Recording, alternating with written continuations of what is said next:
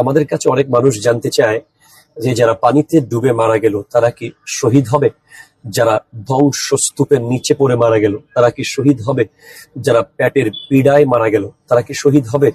হ্যাঁ ভাই, সহিহুল বুখারী 2829 নম্বর হাদিস তথা 2829 নাম্বারটা খুব সুন্দর। হযরতে আবু হুরায়রা রাদিয়াল্লাহু তাআলা থেকে বর্ণিত, قال رسول الله صلى الله عليه وسلم الشهداء خمسة, শহীদ 5 ধরনের হয়ে থাকে। এক হলো আল মাতউন, যে মহামারীতে মারা গেল। 2 ওয়াল মাবতুন, যে পেটের পীড়ায় মারা গেল। 3 নম্বর ওয়াল গারিকু, অর্থাৎ যে পানিতে ডুবে মারা গেল। 4 ওয়াসাহিবুল হাদাম, যে ধ্বংসস্তূপের নিচে চাপা পড়ে মারা গেল। এবং 5 হচ্ছে ওয়াশাহিদু ফি সাবিলিল্লাহ, যে আল্লাহর রাস্তায় মারা গেল। আমরা আজ অত্যন্ত ভারাক্রান্ত হৃদয়ে আল্লাহর দরবারে দোয়া করছি।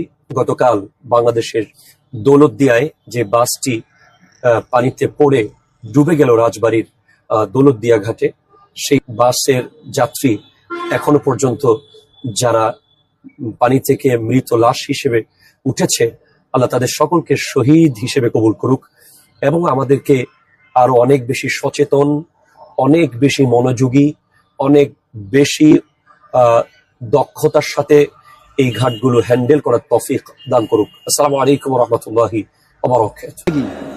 ফেরৌনের বাড়ি আছে, সাদ্দাতের বাড়ি আছে, সম্পদ ছিল কিনা বলেন? সবই তো ছিল, কিন্তু তারা কি লাভবান না ক্ষতির মধ্যে আছে?